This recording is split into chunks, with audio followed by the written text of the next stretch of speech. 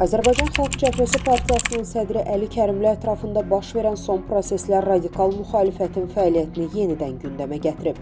Müzakirələr yalnız Əli Kərimlinin Ramiz Mehdiyevlə əlaqələri ilə məhdudlaşmır.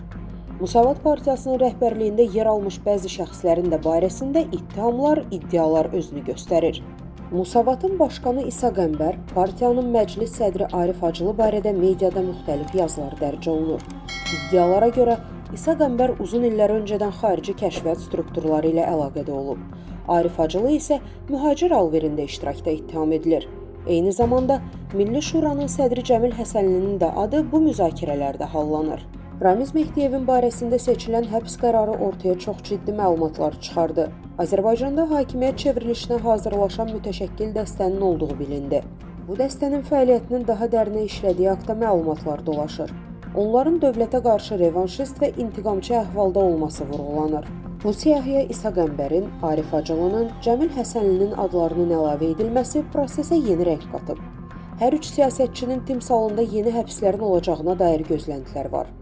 Artıq sosial şəbəkələrdə, saytlarda İsa Qəmbər, Arif Hacılı barədə yazılar yayımlanır. Adətən bu cür yazılardan sonra həbslər olur. Mümkündür ki, yaxın günlərdə İsa Qəmbər, Arif Hacılı və Cəmil Həsənli saxlanılsın. Bunun ardınca isə AXCP ilə Musavatın dövlət qeydiyyatı ləğv oluna, fəaliyyətləri qadağan edilə bilər. Bu tədbirlər yalnız Əli Kərimli, İsa Qəmbər, Arif Hacılı, Cəmil Həsənli və s. ilə bağlı deyil. Mümkündür ki, bu sərt addım sözügedən şəxslərin və təşkilatların Mehdiyevçi klanla əlaqələrini tamamilə kəsmək üçün atılsın. Yəni, son hadisələr əslində müxalifətə, ayrı-ayrı şəxslərə qarşı yox, dövlətin əleyhinə təşkilatlanmış, üstəlik Rusiyaya, İrana, başqa xarici qüvvələrə bağlı bir və ya bir neçə qrupun zərərsizləşdirilməsi proseduru da ola bilər.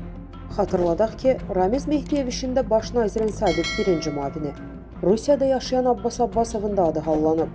Onun 2012-2013-cü illərdə Rusiyada qurulan və Bakıya qarşı təsir mexanizmi halını almış milyarderlər ittifaqında əsas fiqur olduğu məlumdur. Bu ittifaq sonradan Bakıda Milli Şura formatında təzahür etdi. Təşkilatın sədri vəzifəsinə milyarderlər ittifaqında yer almış yazıcı, kino senarist Rüstəm İbrahimbəyev gətirildi.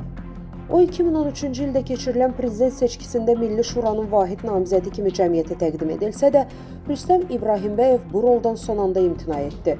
Onun əvəzinə vahid namizəd kimi seçkiyə Cəmil Həsənli qatıldı.